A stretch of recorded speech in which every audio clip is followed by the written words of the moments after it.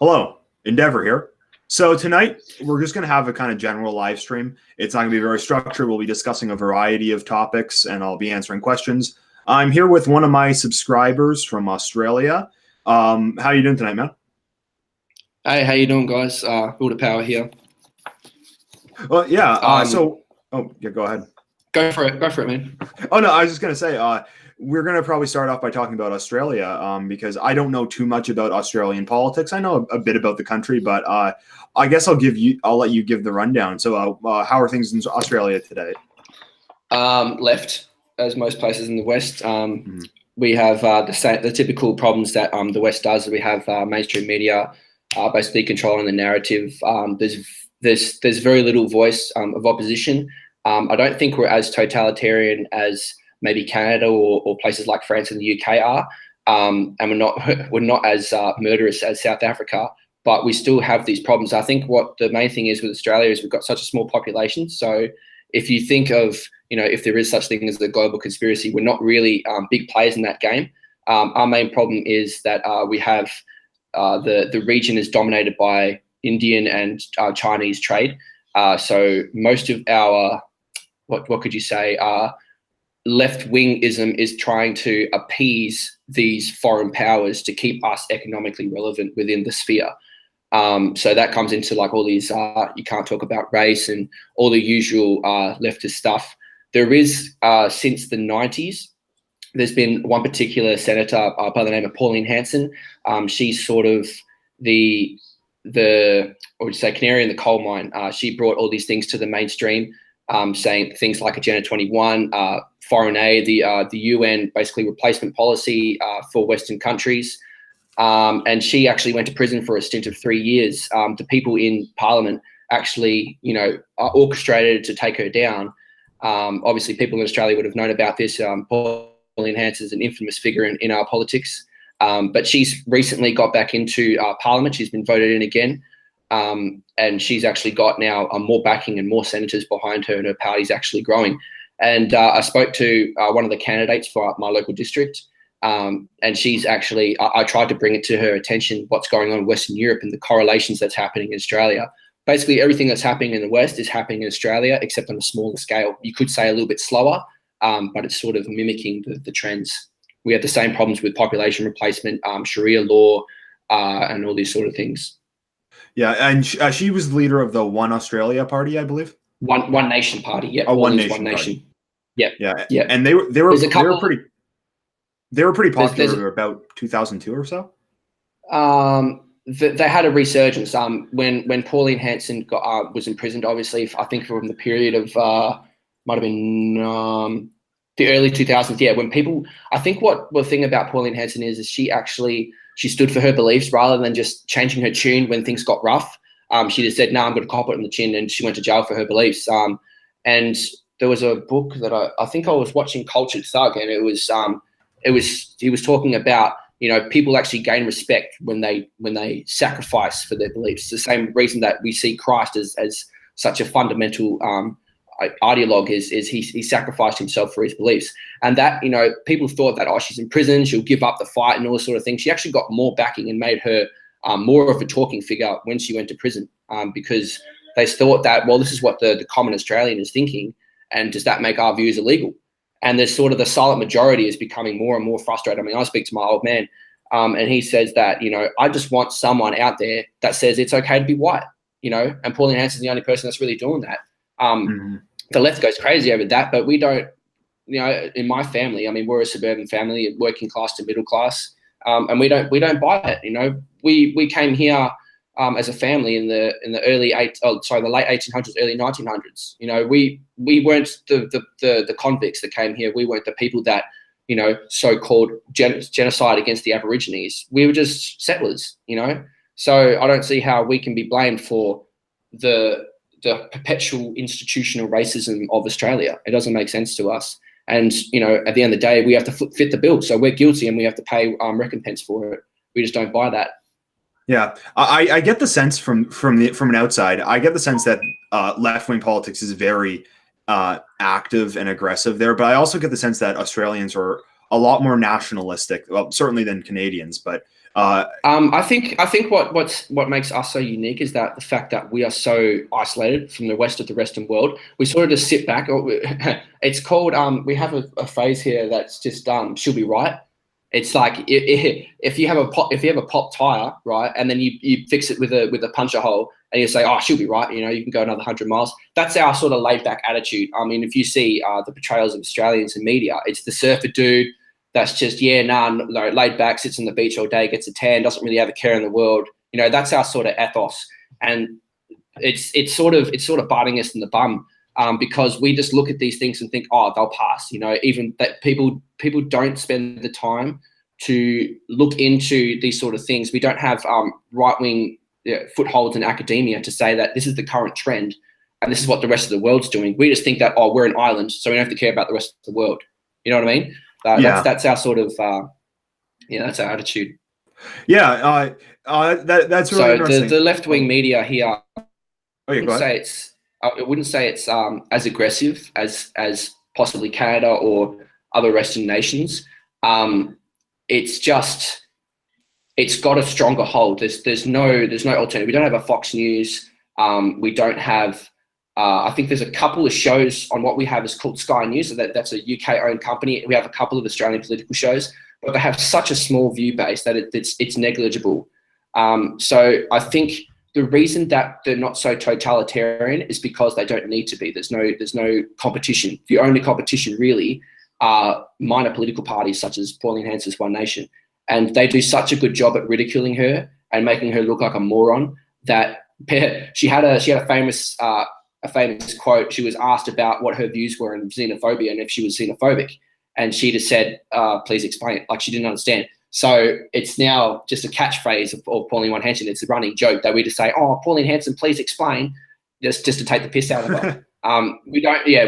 People just don't take it seriously. They don't take politics seriously, and I think that's one of the downfalls of the silent majority. If people just spent maybe 2 hours a week, keeping track of what's going on and trying to see the trends of what's happening, we would be a lot more informed, and there'll be a lot more resistance to what's happening. It's just the fact that, even though there is corruption amongst politicians and more of it's coming to light, people are just ignore it. They think, oh, politicians are going to be this way anyways. If we try and stick up for ourselves, there's just going to be more, there's just an apathy to the political sphere. There's like a sense of hopelessness. I feel like our entire nation is black-pilled. We have a good life, but we just think the government's going to run itself and we're all going to be all right. But the past 20 years has proved the opposite. If the government runs itself, then it's going to run the country to the ground. Yeah, it's similar to the system in Canada. And, I think that in Canada, what's really killing us is that kind of our ethos is one of humility and of being really humble. I kind of think of, when I think of Canadians, I think sorry. Oh, yeah, I know. When I think of Canadians, I think of, these humble, hardworking, blue collar, rough guys who, conquered this winter tundra. And I really kind of think of that as like, the kind of the embodiment of Canadians, but it's kind of been perverted within the last 50 years to being, that being translated into progressive politics. It's us being more progressive than America. Yeah, go ahead. I have something to say about that. It's something along the lines of what's his name, Spengler, was saying about the spirit. I think that after 1945, when the West and the Allies beat the fascists and Central Powers, I think what fundamentally changed and what inevitably led to the sexual revolution was the fact that we lost our founding myth. Our founding myth was we are superior in some ways, or it is our responsibility to civilize the world. It was the white man's burden. That was our mythos. It was take what you can, give nothing back, and then justify it by educating these people. It's what happened in India, what happened in South Africa and all the other British colonies. It happened in Canada, it happened in the US. That was our ethos. By 1945, we had lost Hong Kong, we had lost Malaysia, we had lost Borneo, and we've lost the Suez Canal in Egypt. We lost the fact that we thought we were invincible. And that rocks, and the plus of how many casualties were lost in World War II, that rocks the mythos to its core. And what we did instead is say, okay, well, we don't want to conquer people with force and be this military and economic superpower. What we want to be is a sort of liberator. We want to spread Western democracy. What's wrong with Nazi Germany? Oh, it wasn't a liberal democracy. What's wrong with the USSR? Oh, it's not a liberal democracy. What's wrong with Iraq and Afghanistan? It's not a liberal democracy. So that the mythos changed. Rather than saying, oh, we want Britishness, or we want to keep Christendom alive, we have changed it to a political goal rather than a spiritual or moral goal. And I think that's the fundamental issue when it comes to the West, is we're not tackling the sort of I don't know. There was one video that you were speaking of about the hierarchy, something about a hierarchy of needs. I can't remember. Maslow's hierarchy of needs. Yes. Maslow's hierarchy. It's the fact that we've got our material needs set, but there's nothing more. It's just when you go to school, it's get a job and that's it. It just doesn't fulfill people. And I think the right wing is actually giving people a more spiritual sense of saying that we don't pursue freedom for freedom's sake. We pursue freedom so it creates more good for people, But the thing is freedom always conflicts with another person. It's why I differ with libertarians, is that you can't just have the maximum freedom for everybody, because someone's freedom is going to be encroached. And the fundamental question is it going to be mine or is it going to be yours? And how do we settle that? Yeah, I do find that post World War II, and actually you could even push it back to earlier than that. The West's ethos of expansion was Christianity, and that was a huge part of it. It was bringing Christianity to the world.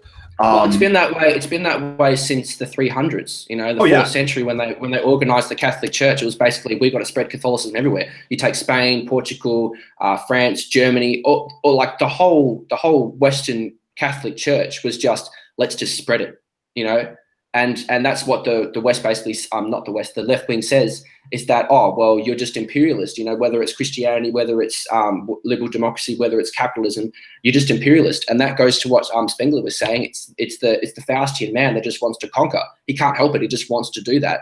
And I see that different with, the only people I'd find it similar with would be the Chinese, in that imperialist mode of nature, spirit.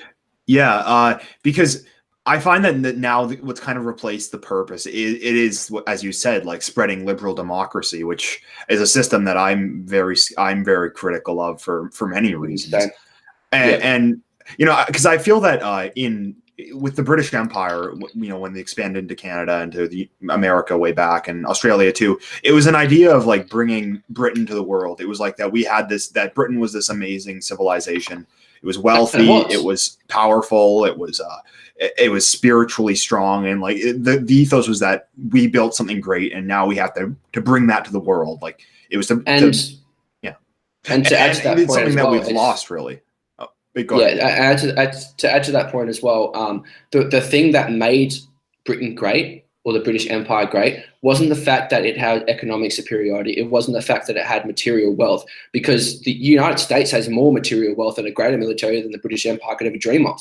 But they haven't conquered the world. It's the spiritual drive.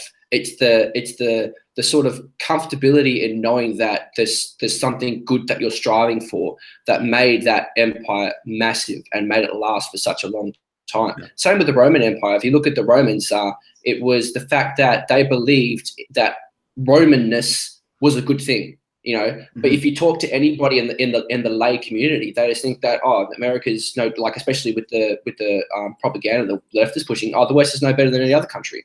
It's cultural relative. Why would I fight and die for something that's the same as everything else? And that's the thing that's. Go on, you go. Yeah, it's that civilizational confidence. Like, these days, a lot of times when you see a movie, you might see like some posh British guy. He'll be like he'll have this thick accent, stiff upper lip. He'll be like, he'll have a stick up his ass. But I think that really kind of descends from the civilizational confidence that the British and those descended from them, Canadians, Australians, so on. It's really descended from that civilizational confidence that they had. Like when you read stuff written by Cecil Rhodes, today they'll say he was racist. They'll say he was a white supremacist or something like that. But I really feel that Cecil Rhodes, you can really feel in his voice that he believed that his civilization was something amazing, and that it was really his duty to bring that to the world, that they had built something so great in England, and to bring that to South Africa, and to expand that across as far across the world as possible was a drive that they really had. And yes, I think that we really haven't been able to replace that since 1945. And the thing is I wouldn't disagree. Like what I would take from the past 300 years is not that, okay, spreading your ideas is a bad thing. It's the tactic and how we do it. Obviously, people have heard about the white man's burden, and they think that especially a lot of pro British imperialists, they thought that it was the white man's duty to rule over these lesser nations, raise them out of poverty. Basically, that hasn't changed. It's just the language has changed, and the organization that's doing it has changed.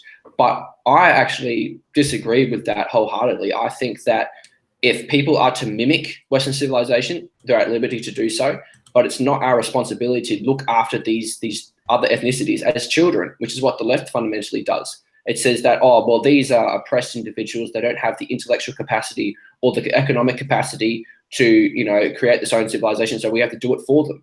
And it drains our resources. It doesn't benefit the people, us, I should say. It doesn't benefit us in doing that. And I had a comment on one of Culture Doug's videos, and I said, I don't believe in the white man's burden. If they want to progress, they can progress. If they don't, they're not a threat to us. So I don't see. I agree that ideas are good, but you can't force an idea on someone unless you have military force behind it. And that just takes too much resources. It's what happened with the Roman Empire, what happened with the British Empire, what happened with the US Empire. It's just overextended. And if we need to learn from that if we're going to survive as a civilization.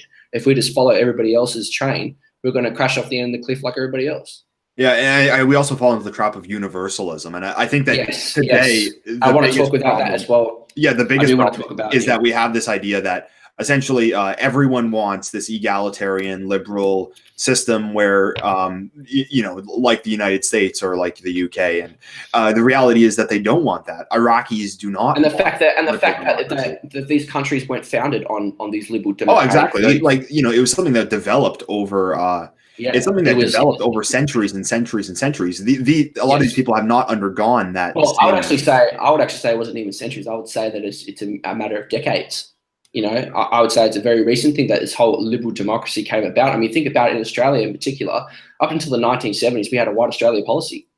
We held a white Australia policy far longer than any other country except for South Africa, which had apartheid. So if you think about it, it's only within that's like not even 50 years, half a century, that these things have taken hold. But what my thing is with the universalism, and why I want to get into it a bit later, is the fact that where it actually comes from. I don't think it originates in Lockean ideas. I actually think it originates in something deeper within Western tradition. So if you want to get into that a bit later, I would be happy to. Yeah, because I think another problem, though, is that the liberal democratic system was designed to function under something like the White Australia policy, or we had the same policy in Canada. It wasn't liberal democracy. It was a republic. It's always been a republic or a constitutional monarchy. It's not a democracy by definition. Definition of democracy is that, if you take the Athenian democracy as you did, yes, that could work, but it's not the democracy that we currently identify as. A democracy would be everybody over a certain age gets to vote, and that's never been what a democracy has been. You could say democracy is one thing, a liberal democracy is another thing. A liberal democracy hasn't been proven to do anything good for any society that's adopted it since it's been existing for the past 50 years. Yeah, the problem is that it was designed as a system that was only going to work within a Western European Christian country. I've said this before, and I even argue that it was designed as a system that might not even have had universal suffrage. I'm sorry, I have to interrupt you again. To split hairs, it wasn't a liberal democracy when it was founded. The U.S. Constitution is not. We are a liberal democracy. It's a republic, and the difference between a republic and a monarchy, a democracy, is that they have fundamental rights that are inalienable, which means the government doesn't. I don't agree with these premises at all. But they say that these rights are given to us by God, and it is the state's duty to uphold the rights. And there is no vote towards it, which is where, and this is why a lot of conservatives say, I'm a constitutionalist in America. They say that no, the Constitution says these are God-given rights. You can't interfere with them. You can't interfere with the right to bear arms. You can't interfere with free speech. You can't interfere with innocent until proven guilty and jurisprudence and legal representation. You can't disagree with those things because you didn't give them in the first place. Now, I think that's just it doesn't work. It obviously hasn't worked in the past 300 years. It doesn't work. Yeah, it doesn't work unless it's never been. Yeah, but I would just split hairs in the fact that it wasn't a liberal democracy. Well, I mean, technically that is correct, but I think as they exist today, they are more or less the same system. Yes. And there's lots of problems with it. Is that one that yes, you're right that it doesn't. That I don't necessarily believe that there are certain inalienable rights because they need something to back them up. And the other thing is that it's always force. Oh yeah, it requires force, and the problem is that it's the same thing. It's the same thing as the Ten Commandments. Why do we uphold the Ten Commandments? Because God will punish you otherwise. They had laws though, but the problem also is that it was built in a very high trust society. So it's like one where it's going to be assumed that everyone's going to And Alt Hype did something. Hold on. Alt Hype did something on this as well. Alt Hype had a little video that he said social trust comes from ethno-homogeneous societies. The more you have ethnic diversity, the less trust the society has. So if societal trust is the foundation of these ideas, then obviously you want an ethnically homogeneous society. But I mean, I think it's also something that's pretty uniquely Western, because even in like a lot of third world countries, I think John Market talked about it, that it's very rare to actually have the amount of trust that you would have even in kind of the Western society that is in a state of decline, because what you'll see across the world is that even relatively wealthy countries, a lot of them, they really fail. Their democracies really fail because of corruption. I mean, the third world ones, there's no election that is uncontested. There's no election that goes down peacefully. There's ballot corruption. There's have riots. Have you heard of the European Revolution? I have. I didn't really like the theory. I don't know if I entirely agree with it, but. Well, according to that theory, that's what makes Europe. I can use that as a justification, but I have several other theories of what makes Europeans unique.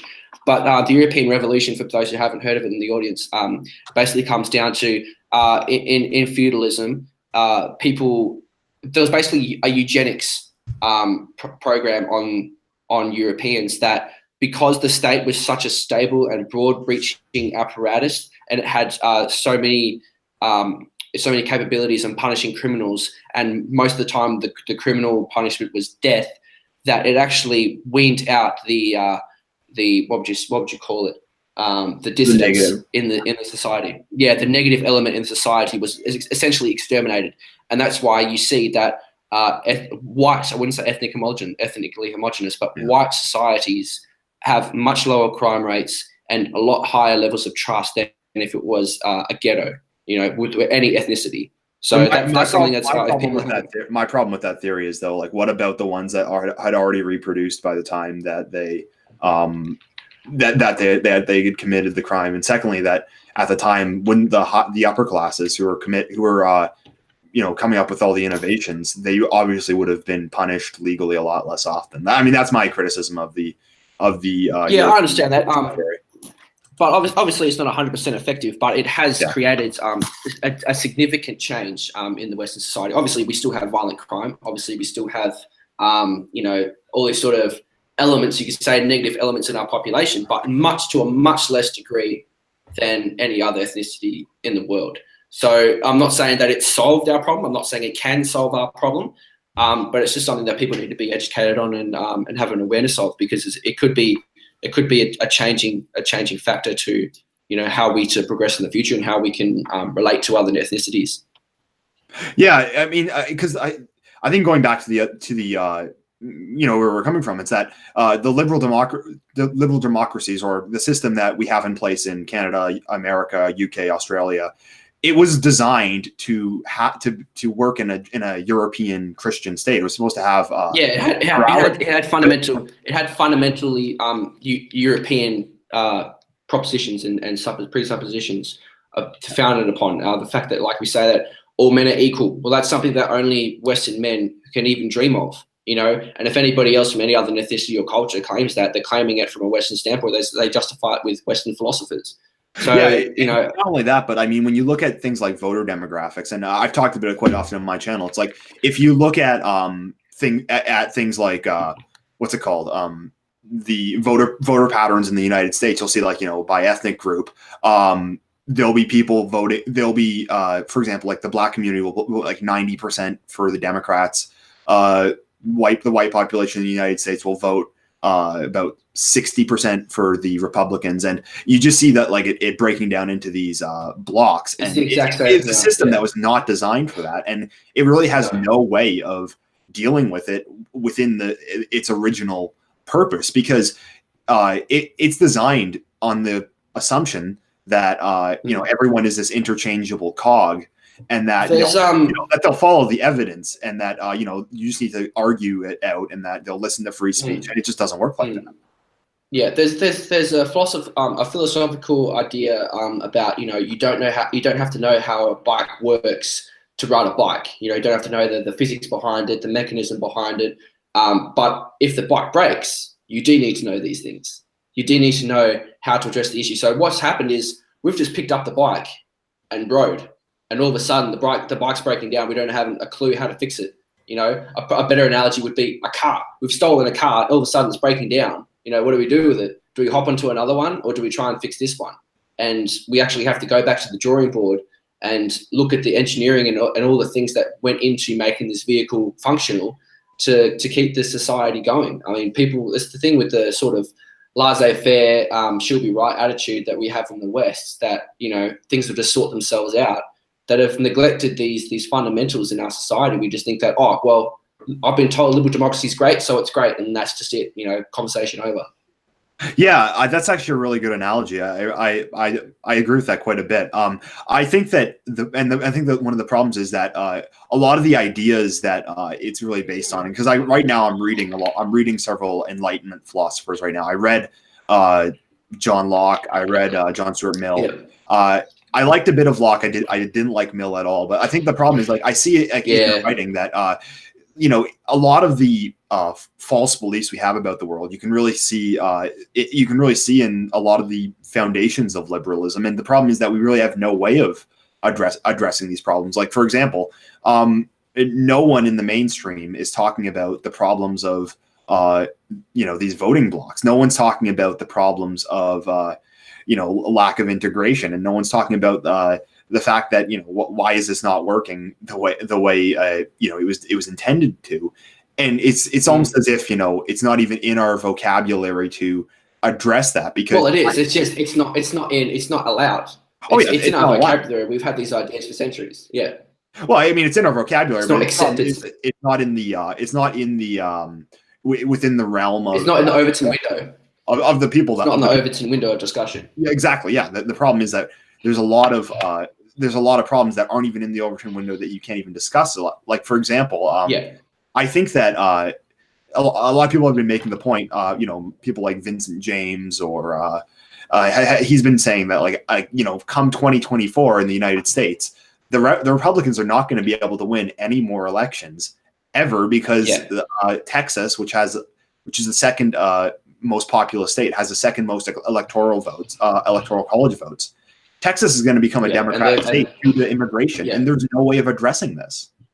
Yeah, and then you've got California, would probably be the most populous state, and they're all both Democrat. Well, that one's long gone. Like, what happened in California is going to happen in Texas if nothing changes. Yeah, and I used to be a pretty conspiratorial thinker. I see it as basically, you look at where the most Democratic blocks are in the Electoral College in America, and you see that these regions are basically on the coasts.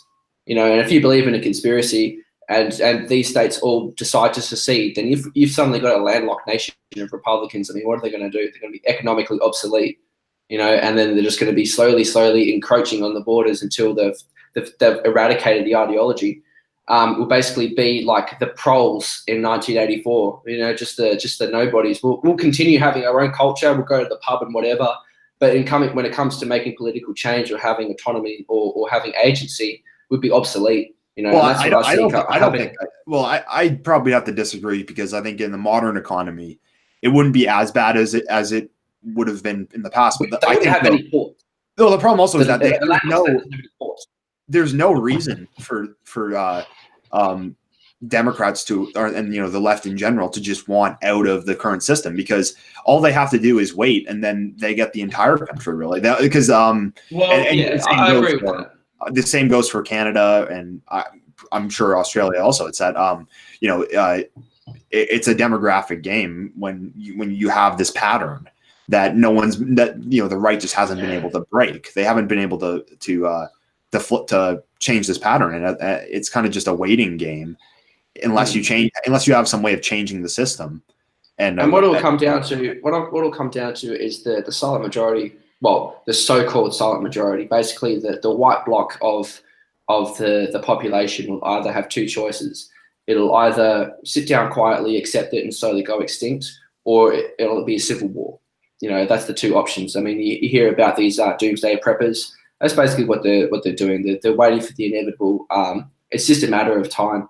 It's not going to be pretty. And I sometimes get black-pilled, but sometimes get grey-pilled about what the status is going to be. It's really going to come down to what happens in Eastern Europe. If we can get a foothold there, then there's a chance to reverse the clock or change our course in history. I mean, I don't know. I don't know if I entirely agree with that, though, because I don't think that. First of all, I mean, I know that there's been a lot of talk by the proprietarians about civil war, and that's something that I don't agree with at all. I don't think that. I don't advocate it. I don't advocate it. But I'm just saying it may be an inevitable possibility. I mean, it might, but I think that it would be a mistake to think that's what's going to win. That's what's going to save the West. Because first of all, I don't think it's going to save it either. But it's going to be a final last ditch. It's going to be our last hope if it comes to that. Because unless they start deporting people en masse, the population demographics are not going to change unless the government either deports, say, I would say 1/10 of the foreign population, or they institute incentives for reproducing white families and giving them tax breaks. There is no way that we can recover from this. The only other chance is secession, and then basically falling back to the other trench and then creating the border there. That's the only other option. Well, I don't know if I entirely agree with that, though, because I think that the answer is, a lot of the damage is already done. And I think it's a mistake to simply retreat, say that it's done and we can't fix it. I think that the answer is to look for ways to change the system and look for other alternatives. So I mean this is why I like to focus on neo-reactionary thought and on illiberal states and of anti-democratic states, because I think that.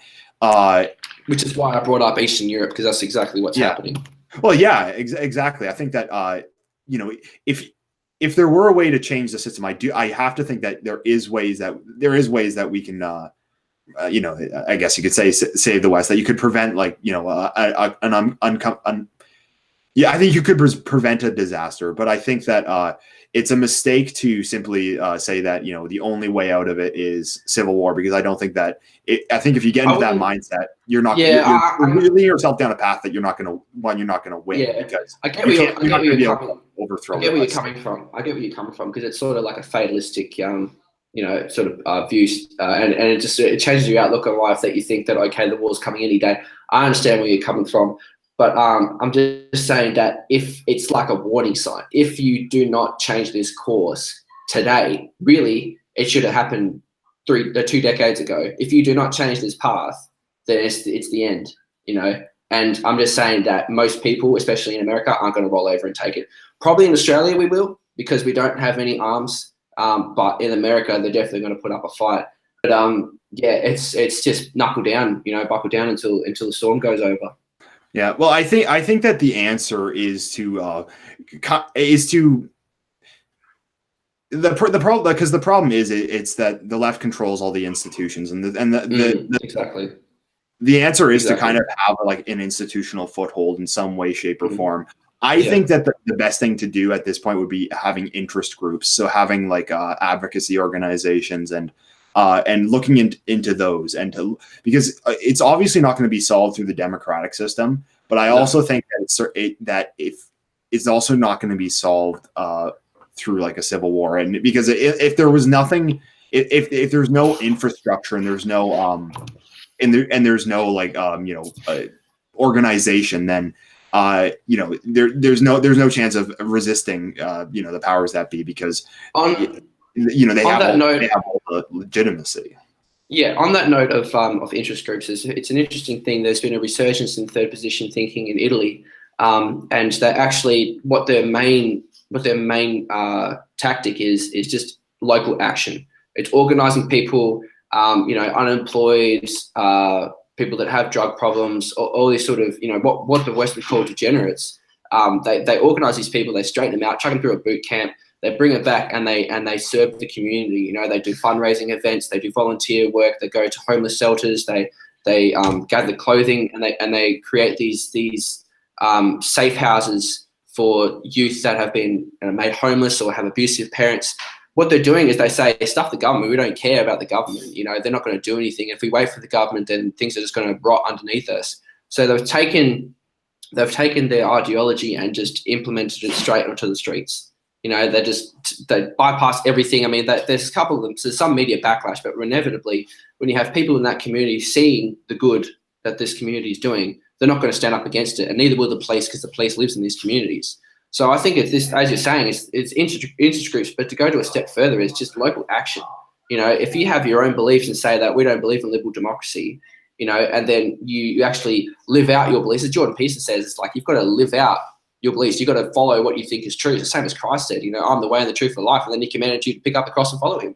It's not, I think this thing's to be true, and then I'm going to sit in my bum and wait for him to magically fall into place. You've got to work towards it. And I think that's part of what I'm doing, especially coming on and using your platform to try and, say that there are people in Australia that have these ideas, trying to get, a signal out there and trying to get things organized and moving in a different direction. I mean, I don't think we have any hope in the next 20 years to getting mainstream institutional power, and by 20 years, the game's over.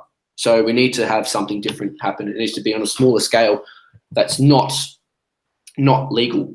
Not saying it's illegal, but it's not through the legal realm. Yeah, exactly. It needs to. I wouldn't say that it's illegal, but it would be looking for solutions outside the current system. I think exactly. That you made a good point that local action really does do a lot of is extremely effective. Like, I think that the left does this really well. And if you've seen the Frame Game series on the diversity industry, he went over like just how much funding and how much power these things like there was actually an organization called Power, which what it essentially did was, when the Starbucks situation happened in Philadelphia with the Somalis. Was that with the Somalis? No. What happened was two black men were kicked out of. The Somalis. Yeah. Oh, I don't think they were Somalis. I think they were just. I think they were just two regular American guys. But what he went over was just how the second that they picked up on this group got a protest set up. They got people down there. They got demands. They started calling lawyers, and like just the amount of money they shook out of Starbucks is shocking, really, and just the amount of power that kind of local organization gives the left. I think that this is the way to go. This is the things that we need to start doing. Yeah, but as I don't know who said it. I think it was I think it might have been distributors that said it. It's like if we argue through like liberal ideology, we're going to lose. Like how the conservatives argue, they say, we have rights and so on and so forth. Like you're going to lose. You're going to lose on the rights issue. I think I lost my train of thought there. It's gone from the customer's always right to not even the customers are always right. Like everybody's always right except for institutional power. If you have power, then you're wrong. And I can see how it's like the same thing with Twitter, and how Twitter's been used to boycott, companies and get people fired and all this sort of stuff. It's the amount of legal power that these people have. But where's all the money come from to afford all these big lawyers? It's coming from the billionaires, millionaires, George Soroses of the world. And that's what the right is really going to struggle in doing, is the funding, because most of us are just middle class, every average day Joes. That's going to be the real hard thing, is trying to do these things on budget. And that's why I think that rather than looking to sue people out of existence, we just need to disregard all institutions as negligible and just create our own grassroots sort of movement, the way that sort of Trump did. I mean, I think that eventually you do need the funding. The reason the left is able to do that is because they have like the George Soroses. Millennial Woes has actually talked about that. We're going to eventually need like a right wing George Soros, and I do agree with that. But it starts off with Which Trump sort of is, but he's not as rich. Well, Trump sort of is, but he's not as rich. Yeah, the problem with Trump though is he's not funding. He's not like putting money into things like i.e. like Identity Europa, like something like that, or American Renaissance. If those things got funding, those things they'd just take off. I've actually just recently caught wind of American Renaissance. I'm quite impressed with what they're doing there. A couple of good speeches that I listened to from quite a while back. It's definitely, and I think you've spoken about it as well in a couple of your videos about the renaissance of Western identity, and I think that's exactly what we need. Sort of not a return back to the old ways, but a sort of rediscovery. Yeah, because it's a mistake to definitely for people to think that we're like you're going to restore the West back to the 1950s. Like you have to understand that, like you're not gonna be able to recreate the past. And if you do, you're just going to recreate the problems. Yeah, you're gonna. If you do, you're going to recreate the problems. And the problem is, I think you're actually going to prevent yourself from actually succeeding. A distributus had actually made a video on what he called ghost dancing, meaning that what that meant was a civilization that was in its decline, imitating what it did when it was at its height, when to try to reclaim the glory days, when reality was kind of just driving itself more into the ground. I think that you do have to kind of accept what's already happened. Like, I think a real problem with a lot of conservative thought for a long time is that it knew the problems, but it didn't know how to answer them. Like, I find that a lot of Millennial Woes was saying that he felt like a lot of paleoconservatism. He felt it was really like it understood the problem, it understood what had been lost, but it didn't really have a way of moving forward. And I think that the answer is that you have to have something that's going to accept what's already happened, and then it needs to be an evolution. It needs to be an evolution, not a revolution. Yeah, not a revolution. It needs to be something changed. It's not scrap the whole system and start again. It needs to be take what we've got, learn from it, and move forward. Now, do you want to touch on your latest video? You want to speak about that? Oh, sure, yeah. So basically, the last video I had made, it was about like really how I just find that like leftists, they're just such miserable people. I don't think this necessarily applies to say like the upper class liberals, because with them, I find that kind of progressivism, it's just something that just makes them feel good. It's something that they can virtue signal with, but they don't live by it. They all of course live in like the suburbs. I dab on psychology a little bit, and the reason that they want to make themselves feel good is because really the capitalists' life that they live is so empty. I mean, you still have billionaires committing suicide. You still have them overdosing on drugs and all those things. Like they're running away from the emptiness in their life by saying that, I'm a good person. They're trying to justify it to themselves that I've got all this money and I got it because I'm a good person. I didn't rip off people. Obviously a Marxist will say, well, capitalism is fundamentally, it's fundamentally exploitative. There may be a case to be made on that. I'm not entirely convinced. But there is a point there that, they've gotten these, especially if it's inherited wealth or wealth that was gotten through the stock market or something like this. They go like, well, I sit on my bum all day. I don't do anything for the community, and I've got all this money, and all I do is just speed around in fast cars, do lots of drugs, and bang a lot of hot chicks.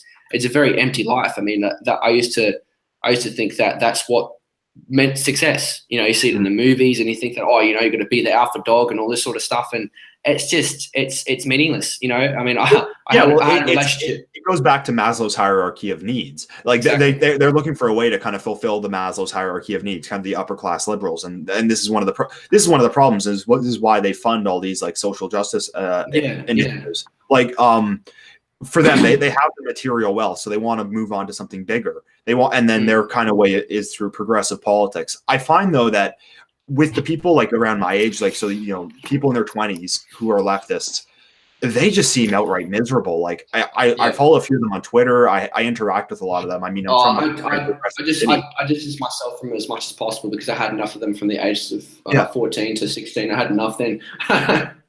But I find it like fascinating though how there a lot of their beliefs. I mean, this is what the universities teach. Like it's not controversial at all. Can't claim to be you can't really claim to be a rebel when your ideas are what's taught in the universities. Yeah, But I saw a I find that debate. despite that, they're just they just seem to hate life. The And I actually the came reason for across. that, Oh yeah, go. I think the Yeah, go reason ahead. for that is they think that there's so many people starving in the world, and here they are in pretty much luxury, the closest thing to luxury that civilization has ever seen. And they feel guilty about it. I mean, I used to be there when I used to identify myself as a Christian. I thought like, well, Christ says give up all your possessions and follow Him, and live with your community and hold all things in common and all these sort of things. So you think that, oh well, I need these things to survive, and I don't really want to go backwards, and that makes me a bad person. So you sort of just do all these the veneer of doing nice things to make yourself feel like you're not actually a criminal, or you're not an essential part to the oppression of other people. And that's what they do. They say, oh, well, I can't be a bad person because I go and protest even though I have an iPhone, an air-conditioned house, and 2 cars. That's what they're telling themselves. And that's essentially what the left does, is they know that they're sort of they're trying to pull themselves up by the bootstraps to avoid the vacuum that is their beliefs. And they're just trying to avoid staring into the abyss. So that's leftism, is the fact that the world isn't paradise until everybody is equally poor. And yeah, and that is like egalitarianism. That's why these kind of college students who from a middle class background, well, that's why they're so miserable. It's like they're saddled by this horrible ideology. And I actually came across another example of this recently, just as I was making my video, which I didn't include, but it wasn't from the same family member that I had made the video about, but it was from someone else. It was from some guy on my friends list. What he had posted, he had made this long post on Facebook about it was about a article on CNN, and the CNN article it actually argued in favor of male exclusive fraternities, and which is surprising from CNN, but nonetheless, they said that it is good for young men's mental health to have male exclusive spaces. And he made this post on Facebook about how horrible this article was, and he even said like it was dripping with privilege. And this guy's of course an SJW, but I found it really fascinating that he went on to say that he was actually part of a fraternity, and that he actually really enjoyed the experience, and that he thought that he grew from it. But he said then, well, this is where toxic masculinity comes from. And, you know the kind of person he is. But I heard about this topic, yeah. But the thing I found fascinating about it was that he had said, like, being in a fraternity was what made him grow. I mean, I'm sure he had like great life experiences. I'm sure that he met lots of friends, and it was something that was a positive in his life. But his ideology negates that. I mean, like even fraternities aren't fascist organizations. They're not right wing. They're all like, oh yeah, man, it's like you just do you, and sexual promiscuity and doing drugs and drinking. Like they're not right wing places. It's just the fact they're male doesn't mean they're against what feminism stands for. As the mainstream viewers, it's just the fact that people are just triggered by words now, not even ideas. Yeah, Faustian Spirit might be joining us too. So I sent him the link. I just thought though this was such an interesting case, because it's like, this guy, he obviously didn't join it because out of his own beliefs. Like he wouldn't join like a hierarchical male organization if he was like this, feminist. But it was something that he did in spite of his own ideology, and his own ideology negates that. It would ruin that. Not only that, but it would prevent. Because the conclusion he came to was that there shouldn't be male-only fraternities anymore. I think this is the thing. This is the thing. The thing with liberalism is the fact that if you start from Locke and you go forward into the future, they just go more and more into abstraction. And I think what the average Joe does is that they make it concrete. They bring it into reality. They say these things are right because they're good. They're not right in an abstract, logical sense. You have the right words or what have you. They're just right because they're good. That you can see the benefit, and it's just the fact that these people that say, oh, you're a brain and a vat and all these sort of things, the ultimate skeptics, and they don't believe in anything. They don't classify anything as good because they can't see 1,000 years into the future. I mean, these things are just ridiculous. They take everything into the furthest extent and then judge it from that. It's like, oh, humans aren't good because we can't see how we evolve in a million years. I mean, it's ridiculous. You should just take what's good and then build on that, not take it to its extreme. It's like the it's Aristotelian golden mean.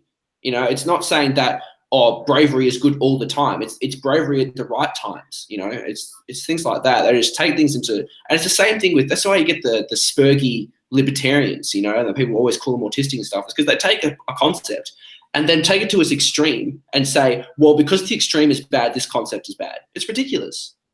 Well, yeah, I think though it also is kind of where the civilizational lack of confidence comes from. Like, you know, the idea that, you know, we built, like, you know, Western civilization was great, and, you know, we should be ashamed that ours was better than, say, Africa. And, you know, I mean, that's where a lot of it originates. Faustian Spirit's joining us, and so how are you doing tonight, Faust? Good. How are you guys doing? Not bad. Thanks for coming on. So, yeah, you have something to say? No, sorry, man. Oh, no, sorry. I was just going to ask. I had made a video this week about how, you know, a lot of progressives, especially the younger ones, they just seem so miserable, despite, you know, that really being the cultural consensus. Have you noticed that? Have you noticed that in your life, or do you have anything to say about that? Well, I think that's a astute observation. Very rare do I encounter the, you know, person infected with liberalism having a stable life, stable emotional life, stable spiritual life, even stable material life. And the ones, real quick, and then I'll let it go. Yeah, Ones who I have come across that seemed like smooth operators were all very wealthy, and that could all be attributed to nepotism, essentially, either ideological or genetic. And I can speak from experience that previously identifying myself on the left, it ruins everyone's family life, it ruins personal life, it ruins your self-image. It's not good. At least it leads to things like drug use, because you think you're an evil individual, and you got to just cover that up, as I mentioned before, with either wealth or all these other things. It's just, they say that masculinity is toxic. Really, this is the toxicity. I mean, it's just a cancer. Oh yeah, and you know, I notice on Twitter a lot when I follow a few leftists on Twitter, and I find that, like, you know, they're just constantly just angry about everything, and then I just find that, like, you know, even though they're in such a dominant institutional position, yeah, when you actually live by the principles, it just wrecks everything enjoyable. I mean, kind of like I said about that family member, like, you know, it essentially negates everything good, because, you know, quality kind of comes out of inequality. You know, for something to be good, it has to be better than something else. Yeah, which is like the idea of why God values our souls, because he doesn't save everybody, because he wants that rare individual that can rise above and say that, look, it's like the diamonds. Why do we value diamonds over rocks? It's because they're rarer. It's just how humanity works. Mm-hmm. Yeah, and if I go on, you go. Oh no, go ahead. I'll go ahead, Faust. So I include the common parlance of conservative, what we know of as conservatives. I include them in the liberal camp, like the same. I agree with that. Excellent. Like, I've had this experience with quite a few boomers where they get triggered exactly like what we think the left gets triggered. Oh, well, African Americans are just humans like everybody else. Yeah. Or that's exactly what they do. Like, when you talk about capitalism, like, if you want to watch a boomer experience a blue screen to death, ask them how capitalism is functional with the Federal Reserve System. Yeah. Yeah. I mean, I find that a lot of them kind of, like, that's the frame that, like, especially with the boomers, like, that's kind of the frame that they've been given, and that's what they've been raised in for the last 70 years. And, you know, the problem is, we're going to a lot of boomers lived through the sort of 70s, and most of them had these experiences with drugs and the music and the culture, and they all came through college. Like, they were in proximity to these ideas when they were first being birthed. It's like to tell a boomer to deny, you know, the conservative notions that they have is just deny their whole history because they don't know any different, and they're too apathetic to go into alternative media and learn these things. So it's well, not only that, but it actually worked for them. I mean, the boomers, they're the wealthiest generation ever. And when you look at their lifespan, they're probably going to outlive. They're probably going to not live to see the a negative future. But they essentially had like traditional marriage. Of course, they rebelled in the 60s and 70s, but eventually they settled down. They got houses, they had kids, they had stable jobs, and they never really faced like the same like civil crisis that their parents would have, say, in like World War II or the Great Depression. So it's very difficult to get through to them. And the main reason they were so successful in the past is because they were on the wave of inertia that came from FDR's basically Keynesian policy, which is build the infrastructure. Unemployment is basically zero because all these people are working for the state. They're doing stuff that actually contributes to the society. And then you had Reagan come in and say, oh, well, we're so wealthy because of capitalism. It's like, you're completely stupid. They were basically National Socialists without the eugenics side. I don't understand it. Okay, there's a couple critical factors that play key roles in the psyche, mindset, and worldview of the boomer, and that is the serial assassinations of prominent figures in America, as well as the Vietnam War. And they also, down to a T, every last boomer still has this concept that freedom of speech from the Berkeley era, right? Whereas like they don't understand anything that the quote unquote left talks about when it comes to freedom. Can you speak about Berkeley area? I don't know what you mean by that. So I should look up the specific date. I think it was 1965. Yeah. Sure. Yeah, that sounds right. So there was a protest against the Vietnam War and the draft and American imperialism, Berkeley. Yeah. The National Guard was called in because they were doing all kinds of agitation type stuff and spewing communist propaganda, as well as nothing much has changed. Right, same thing. Okay, and there was a clash between, and I'm using their language, there was a clash between the protesters and the military, and something like 4 students were killed and over 10 more were shot and wounded. I think that was Kent State. That was Berkeley. That was 1971. But the protests all started with the Berkeley. It was like epicenter. Okay, yeah. But yes, you're right. It was Kent State. Spot on. Well done. Thank you. So how is this relevant to free speech? I don't get it. I'm not big on American history. Sorry. So it's relevant to free speech because they were using the First Amendment to justify their agitation activities, their anti-constitution agitation activities. So they're using the Constitution to subvert the Constitution, which is the whole reason that we need to relook at why we have a Constitution. Is it egalitarian, or is it to keep the state from decaying and falling apart and then disenfranchising millions of people? Mm-hmm. Well, I mean that's kind of that's one thing that's just the boomers don't understand. Like during the kind of the protest era, the left was the free speech warrior, and that's kind of what they were raised with. Like the left was always kind of the rebellious one, and that's really just not the case anymore. And not only that, but I also think that there's a lot of there's also another thing that you need to get through is that that's not going to last forever, because if you look at some of the polls, especially out of universities, you'll find that increasingly people don't support free speech. Like I find that if you look at the polls from I wouldn't agree. I wouldn't agree with that. They agree with the constitutional First Amendment, but they say that we are not the government, we are a private institution, therefore we have the right to limit speech as part of our free speech. There's a distinction in there. When people come on campus and they say, oh, we believe in free speech, then the processors will say, we're giving you a free speech and we're using ours. We're not the government. It's only regulating the government's actions on free speech. Yeah, they'll never say that they're against free speech, but it's always like it's always worded like, do you think that people should not express opinions that might hurt someone else's feelings? And a lot of people, especially younger people, are actually saying yes, which is something that I mean, this is why the free speech battle is going to be so important coming forward.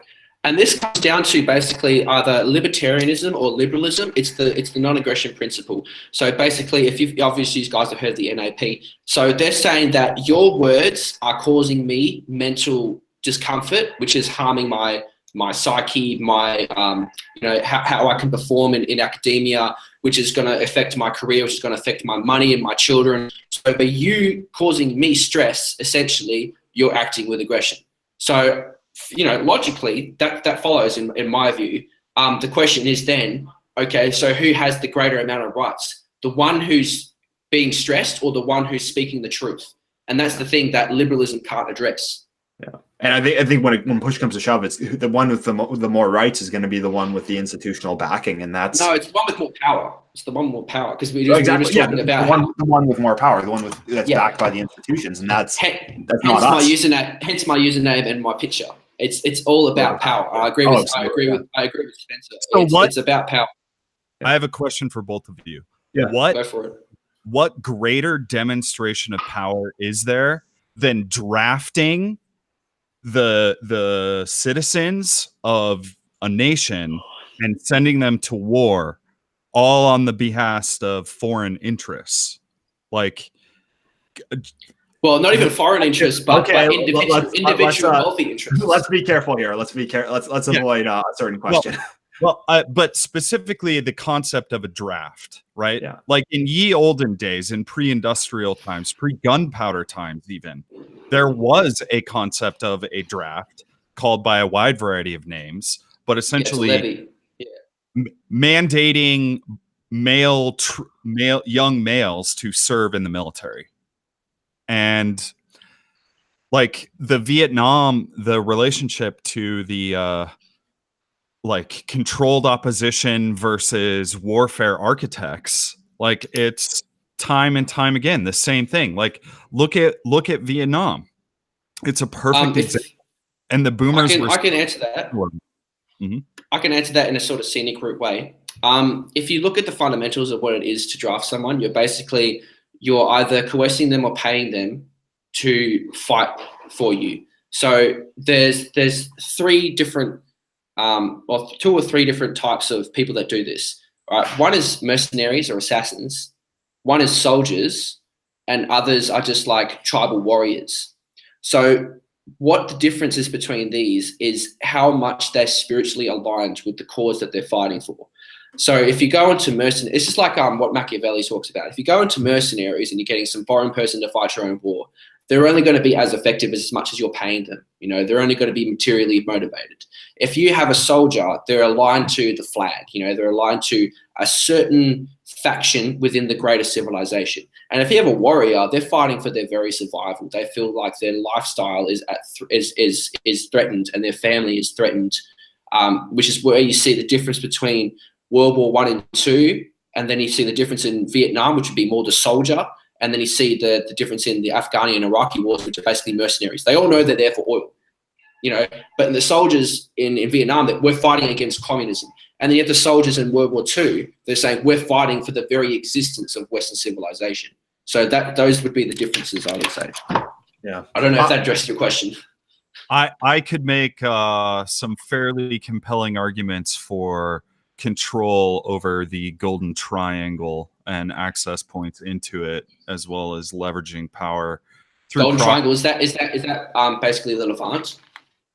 That in the Far East, there is what's known as the Golden Triangle, which produces large amounts of opium.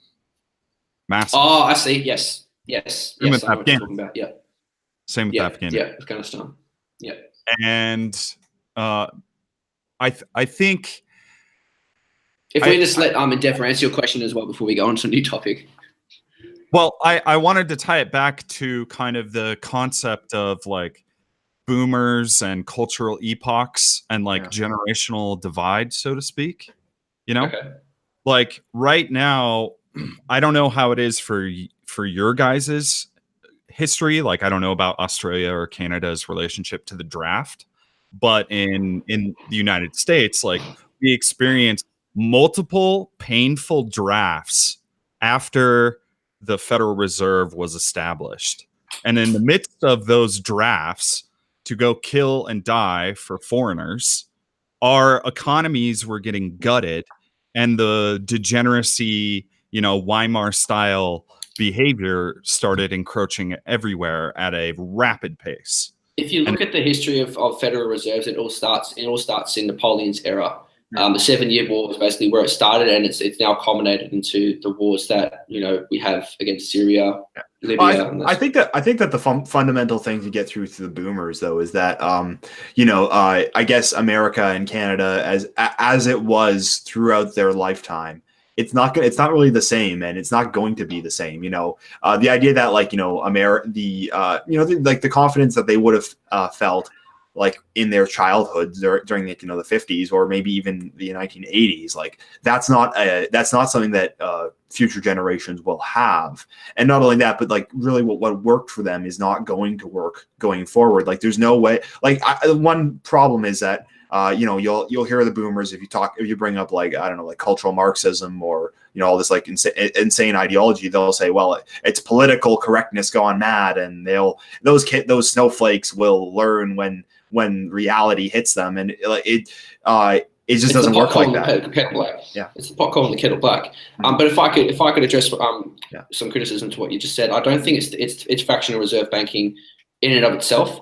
It's the amount of money that leaves the country, it leaves the system. If it has a huge leak in it, then that's a problem.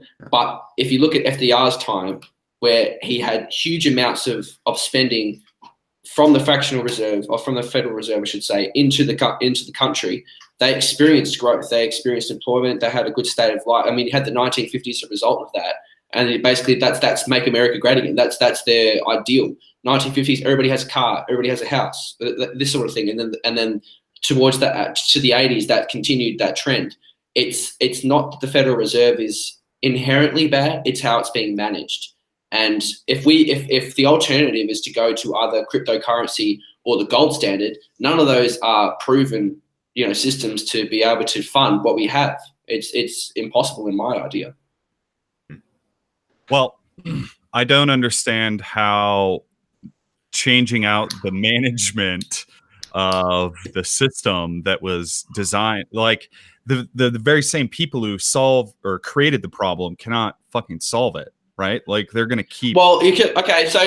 So are we saying that fractional reserve banking or the Federal Reserve is inherently tied to an international banking cartel, or are we saying that the system that fractional reserve banking uses can be implemented in a good way? Say, for example, the economic changes in the 1930s in Germany, where basically the Nazi Party came and took over the economy and said, well, we're only going to pay a little bit of debt off. The rest of it, you can just stuff it. And we're going to still print money. It's still not going to be backed by gold. It's still a fractional reserve system, but the money's going to be put into creating the economy, reindustrializing it, putting people to work, creating a living standard that's probably one of the best that the world has ever seen, like if you compare it to that time. And again, FDR did the same thing. Yeah. Well, let's not get bogged down on the banking system, because I don't know enough about it. I'm not an expert in the Federal Reserve. I don't know enough about it to really hold a conversation. So I guess the question I wanted to ask though was so I mean, a lot of us understand kind of like boomers, they have a different view of the world due to circumstances. What do we do to get through to them? Because I think that the way to get through to boomers is by trying to get them to think about the future. It's or not even their future, but the future generations. Like something like the Covington Catholic situation, like those kids who were essentially like doxxed and threatened by the mainstream media. Like that's something that an average person is not going to be okay with. Like, that's something that you could bring to them. It's like, you have to make it clear that like, this is the media establishment that's pushing this. Like, I mean, this isn't some group of, communist thugs on the street. This isn't Antifa. This is the mainstream media. And you have to really think, what is it going to be like 50 years from now, once you're dead, but once your grandkids are in their adulthood and so on. How do you get through to them when they have this different view? Look, when they're not experiencing the world the same way that we are, and that the future will. How do you get through to them? I'd like to hear some of your guys' thoughts on that. You can go first, Faust. Well, I think the getting some audio. I think that effective strategies vary on personality types as well as like physical phenotypes, depending on your size, stature, how you dress, how you carry yourself, etc. All these factors matter, of course, but generally speaking, I think highlighting the dangers to children, especially their own grandchildren, is not in a scary kind of way, but just simply showing them like the transgender surgery process, right? Oh like God, yeah. Surgery. But even that's too harsh for them. So simply telling them details, facts, I think in the context can really hold a lot of weight, not like the whole facts and logic and reason can win them out. I really think it has a lot to do with emotional appeal in a certain sense. Like if you're just going to spurg out on them and spew data at them, it's typically not very well received.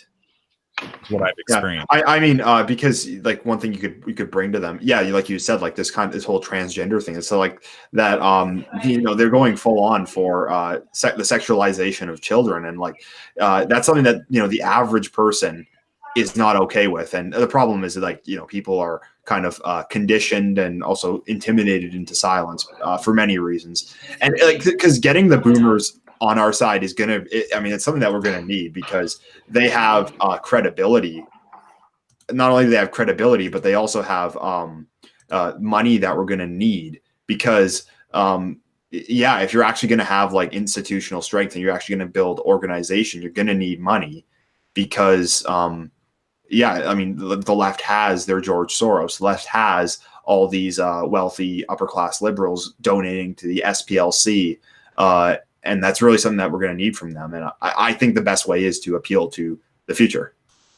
Right. And if we look at our like history of counter-revolutionary, pro-natal kind of approaches to reorganizing society, we see them typically all start from grassroots, meat and potatoes, shoestring budget style approaches.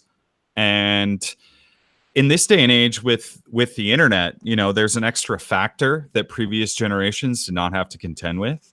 And something I've noticed a lot about the pattern in censorship is I don't think it's necessarily entirely along ideological lines. I think what they are doing is preventing information streams into the boomer consciousness. Like just like Facebook has become swamped by boomers, Twitter will also soon be swamped by boomers, if not already. And cultivating their bubbles, right? Creating, maintaining, sustaining, and feeding their ideological bubbles, their social circles, etc. Like all this talk about Russian hacking, Scott Adam calls it like two movies playing on the same screen kind of thing. And it's anytime things step outside of the narrative. And unfortunately, I think a lot of it has to do with those personal encounters of things, like having repeated patterns of negative experiences that cannot be explained by what you understand about the world, you know? And so I think that contributes a lot to like white flight, for example, which boomers are the overwhelming majority participants in because they have the wealth and they retire and they're like, holy fuck. And they move somewhere that's majority white and reminds them of their childhood. So I think there's multiple approaches. And I'm also curious if like Canadian boomers are different than American boomers, are different than Australian boomers, you know? Well, I think that with Canadian boomers, they're a lot more similar to the liberal American boomers. They essentially buy into a lot of the like the diversity is our strength, and the we're multiculturalism. But the thing is, the problem is this: they never lived through any of that because up until like in 1971, when the boomers were already like in their teenage years and heading towards adulthood, they were already, Canada was still like 96% a white country. I mean, multiculturalism is something extremely new. And it's something that the boomers in Canada have never experienced. So, a lot of them kind of go on the whole diversity is our strength kind of mantra because it's just kind of what's in what's popular right now. That's what's kind of the consensus amongst the socially accepted consensus. But the problem is that it's really not a reality that they live with, and it's not something that they're going to live with, and that's what the difficulty getting through to them. I don't know how you do that. My take on it is basically it's like what on the white flight issue. It's basically what Alt Hype said. He pointed out that it's not prejudice, it's postjudice. The peoples that have negative views against other ethnicities are in fact those who lived with a large percentage of the population being another ethnicity. That's one point. How to address the boomers. I see a lot of apathy when it comes to boomers. They sort of see that, oh, well, it's not affecting me right now and I'm going to be dead in a couple of decades, so what's the point of even bothering? And I think that's a huge hurdle on getting them motivated to even change their opinions. But my point would be, even when you do change their opinions, are they going to do anything? Are they going to get off their bum, or are they even going to change their voting? I've had so many experiences when I'll talk to someone and they'll go, oh, yeah, you make a good point. And I say, so what do you think? He's like, oh, I don't care. It's just like, maybe I planted a seed. Maybe it's like, Inception style. It's going to come up there and they think they thought of the idea and boom, it's going to, it's going to click in a couple of years' time and the world's going to save itself. I think it's going to be very difficult and maybe not the best strategy to focus on. I understand where you're coming from with the economic point of view, but this needs to be a topic of serious thought. If this is going to be our main strategy. Yeah, well, I'm gonna have to disagree because I think that it's something that we're gonna need because the boomers are still going to be alive for probably another 10, 20 years. And for that time, they're going to hold a lot of the wealth. And for the next 10 years or so, they're still going to be, they have the credibility. And the reality is you can't have a successful movement without credibility, organization, and funding. And that's something that we're really going to need somehow. I think what do we have to offer the boomers? Their future, the future of their grandkids. That's what okay. Because that's something they do care about. Safe, secure living in their weakest end of life stage. Yeah. Well, I could put it really frankly in saying having people that can speak English taking care of you in your later days. Because in Australia, I don't know about other Western countries, but we have so many different immigrants taking care of our elderly that I'm actually quite ashamed of it. This is how our institutions are running, that we import these third world people to take care of our own elderly. It's disgusting. There are horror stories in America. We have the same here. It is disgusting. But I mean, the other group is like the Gen Xers, because the lie that's being sold to them. There's a lot more hope in Gen X. Oh yeah, because like the lie that's being sold to them is that, because the boomers they're going to get their Social Security. They're probably going to die wealthy, but the lie that's being sold to the Gen Xers is that we need this immigration to pay for your Social Security when you're older, because when you're old, there's not going to be enough. The birth rates aren't high enough, and it's complete rubbish for many reasons. And one is that do you really think that third world labor is actually going to pay taxes and not be a drain on the system? And secondly, what they're going to do when they're in control of the democratic system, they're not going to vote to give money to a bunch of old white people who aren't even related to them. They're going to vote to take money from them. And it's the biggest lie that's being sold to them. And it's just, they have to see this. Like, I mean, if you're a Gen Xer, you're not going to have a happy retirement.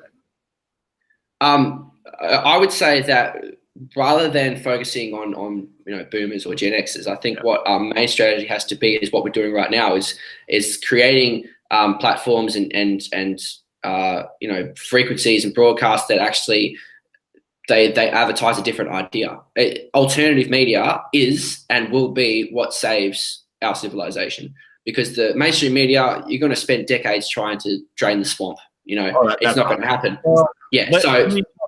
Let me push back on that momentarily, because what I was saying earlier about creating a bubble around the boomers and the digital sphere, like the boomers are not technically adept. They did not grow up pre-pubescent with computer technology. So our generation, like, they don't know how to escape. The boomers didn't grow up with critical thinking. That's why I don't see much hope in reaching boomers. They're either apathetic or just they're not going to institute any change themselves. I've had quite a few good conversations about Gore Vidal with a number of boomers, so I don't throw them all under the bus. Yeah. So you're a Gen Xer, aren't you, Faust? I suppose I'm a millennial, I think. Oh, okay. I'm Gen X. Yeah. Oh, okay. I didn't know that. But yeah, go ahead. I've been involved in the real world, a number of real world political movements, I guess you could say, campaigns, activism, what have you. And I got to tell you, man, conversations, discussions on the internet are not as appealing to boomers. Yeah. I would agree with that. The thing I'm trying to say is not trying to convince people online. It's to just have an instrument to broadcast the ideas, just to make them available, not to make them not so foreign to these people. Getting obviously on Twitter, if you see someone, like a lot of people, it's like the silent majority, thing that we talk about. It's like if they see something they're agreeing with, they'll think, I'm not the only one, and then in addition to the real world political movement saying that, like, what the Yellow Vests are doing or Identity Europa, and they see these things, they go, oh, there is hope. But what the main thing is okay, we've given them hope, we've given them something to work towards. It's actually getting them off their ass and doing something. And that's what I don't see boomers doing. Well, okay. So my perspective is kind of like this. Have you ever given a boomer tech support? Have you had this? It's very frustrating. Okay, so what we're doing right now is basically like trying to sort out the best means and methods of giving the boomers political technical support. Exactly right. It's a perfect analogy. So I'm open to all kinds of different strategies. I just think that even down to like at least here in the States, like down to a state level, there is a different culture from state to state, from city to city, from county to county, where different strategies will be more effective, right? Like, yeah, and that's why I don't know if you were here when me and Endeavour were talking about it, but I do agree that local action is where we need to be focusing, rather than this sort of global awakening of Western civilization. Yeah, hell yeah, man! I'm 100% on board with that, dude. Like, oh, big time. Endeavour, what do you think about that concept of political technical support? Well, yeah, I mean, it is kind of true that is like that is kind of the gap that we need to breach. I do like the idea that you do need kind of an alternative narrative. You need an alternative media, you need alternative institutions. But the thing is, like, you know, at the same time, you need to get the boomers to actually see this and think this is something I kind of want to put my money towards. And I mean, you know, we may disagree or not whether we can do that, but I mean, I think for me, it's like, yeah, it is kind of like, you know, you're going to have to walk them through it the same way that you would walk them through tech support. And I'd say the best way to do it is just say, look, the world that you grew up in, that's not available to people today. And it's not going to be available. It's certainly not going to be available to your grandkids, your great grandkids. And, you know, if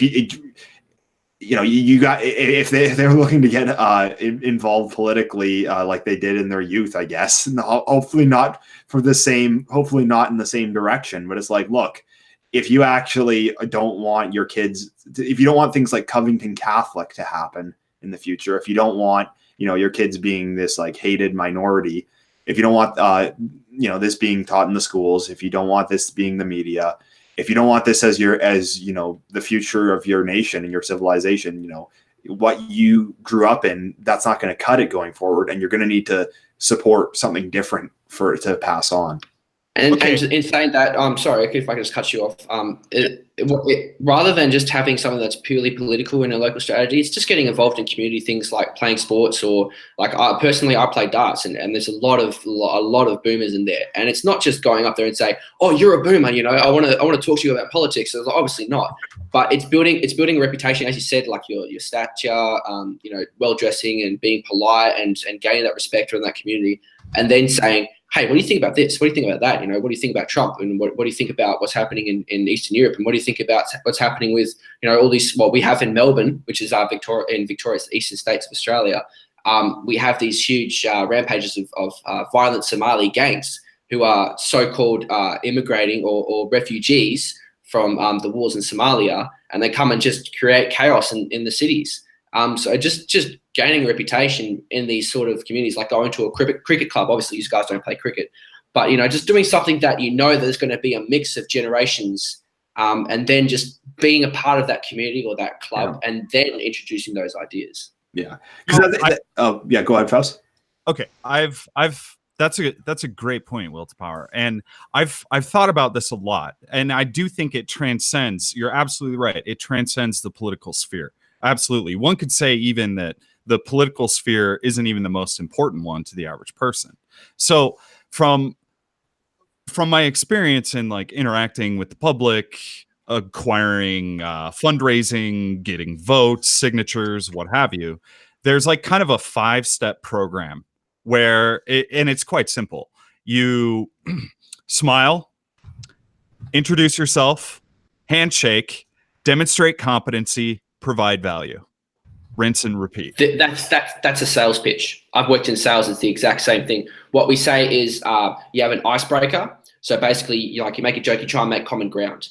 And then from there, you go into, you know, what's your purpose? Why are you here? Like, you know, I used to knock on doors. Why are you disturbing me? You know, it's a weekend, whatever. Like, I was like, oh, well, you know, here I am. I'm not a complete stranger. We have some common ground.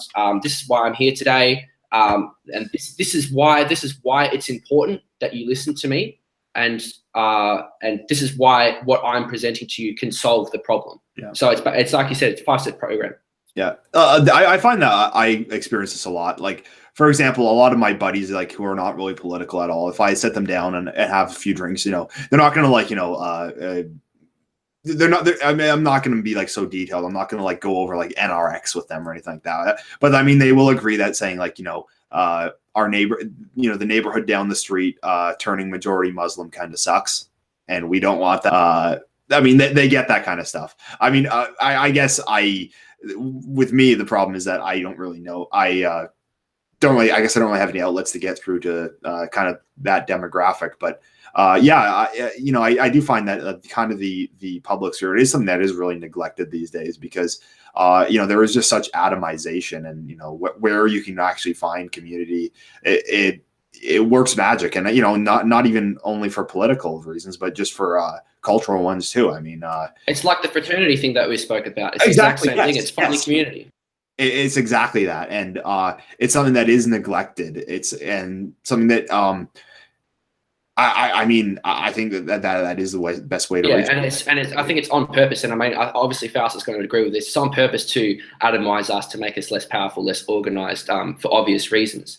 So yeah, I think it's not really uniting on a political front. It's like if you come up and say, okay, I think that what's something that's not overly provocative. I think that, the right to bear arms isn't for hunting. If someone knows you and knows you're a genuine person who gives a crap about other people, who goes out of their way to help someone, who dresses nicely, rarely uses profanity, is good around kids, this sort of thing, a family guy, someone who's respectable, who's admirable, and then you come up and say, well, I have this provocative, thought. They're going to go, well, he's a normal guy. How can he think this? But if you come out straight out the gates and say, I think that everybody should have machine guns, and everybody should fortify their houses and exterminate any other ethnicity and throw them out, off the border, they're going to think you're a whack job. It's going to be an incremental thing. It's going to be keeping these things in consciousness. And as you were talking about, with not everybody's interest in this sort of stuff, it's people who have the wealth, have the time, have the mental capacity to think about these things. It's up to them. It's the nobility, basically. It's the modern day nobility, the crypto nobility, the aristocracy, the rule of the excellent, that goes out into the depths of their psyche and like drills into their foundational beliefs, and then pulls out these pieces of gold, from the abyss of their unconscious, and then brings them to light and shares them with the society. That's the driving force that's gonna benefit our society, rather than just trying to put everybody in an equal playing field and saying like, oh, you should all hold these beliefs. It's got to be an incremental thing. You have the esoteric and you have the exoteric. It's the same thing with religion. Yeah, and not only that, but I find that you don't even really need everyone to hold like the same beliefs as you. I mean, like I've said this before, it's like, look, not every soldier needs to know the general's plan. Yeah, exactly. Like,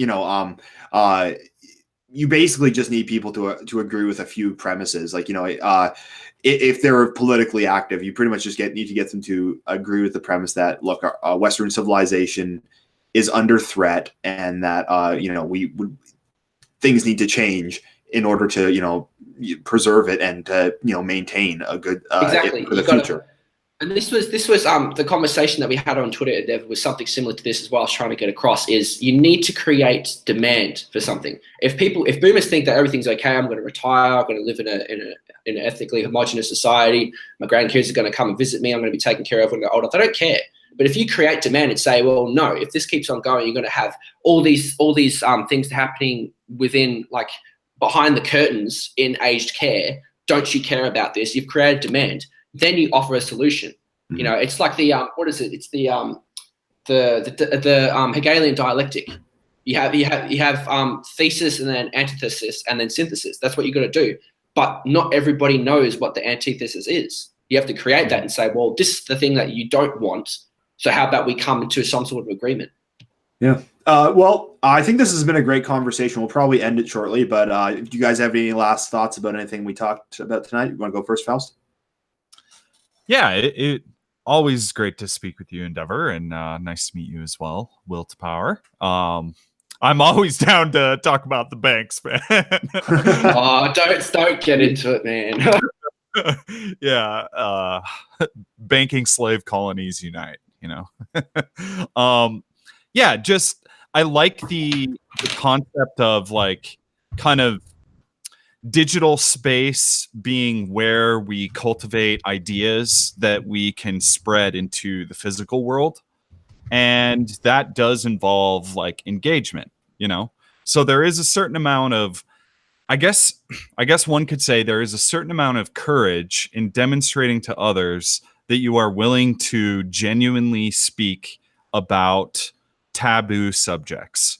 And I would also say, like, don't underestimate the boomer. Don't overestimate them either. But I think far too many dissidents kind of write them off due to our inability to leverage conversations with them. Mm-hmm. But, we're going to be the ones managing their lives once they no longer can.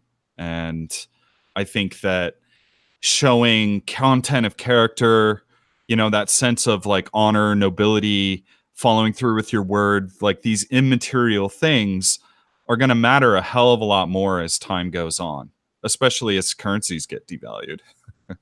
So I'll leave it at there. Yeah. Anything less to say, Will to Power? Just addressing what Faustus says, these immaterial things. When I speak about hearkening back to the old times, it's not the form, it's the ideas that give rise to the form. It is these sort of aristocratic, noble sort of pursuit of excellence, looking for the virtue in things that are going to be what rekindles Western society, rather than a material goal or a political goal or a personal goal. It's got to be that, and you've got to embody these beliefs. It's bringing the abstract into reality, and really just being a mascot for what you believe in. That's a very powerful thing. It's what has it's sort of a pseudo cult of personality, that people are drawn to these sort of these personalities that emanate this power. They're drawn to it because they themselves don't have power. So I think that, you know, that's where we need to go. People need to stop thinking about, you know, getting the perfect political system, stop needing to think about getting the perfect economic system, and just find that thing within them that wants to be excellent. And one more thing, if I could plug myself, I'm just going to start posting videos. I just wanted to really talk to Endeavour. I really appreciate him having me on. I just wanted to see what the sort of community was like and what sort of topics need to be addressed. So I'm going to be hopefully posting some videos in the near future. And if you want to plug me on Twitter as well, Endeavour, if you could post that link so people can get in contact with me. I'll do that, definitely. Yeah. Yeah, thank you. And basically, to all my Aussies out there, just hit me up if you're local to WA. We really need to start this local action. That's the main thing that we need to drive home. Thank you so much, guys, for having me on, and I really appreciate the conversation. Well, thanks for coming on, guys. Always a pleasure, and you're both welcome on anytime. I didn't actually have any real plan for this stream. It was kind of just going to be an open one, and I thought I was going to answer questions. I'm sorry I didn't get to any, but it was just such a great conversation that I didn't want to interrupt the flow. And I really enjoyed this conversation. So yeah, that's all for tonight. Hit the upvote because it doesn't show up on people's timelines if you don't do that. And with that, I will wish you all good night.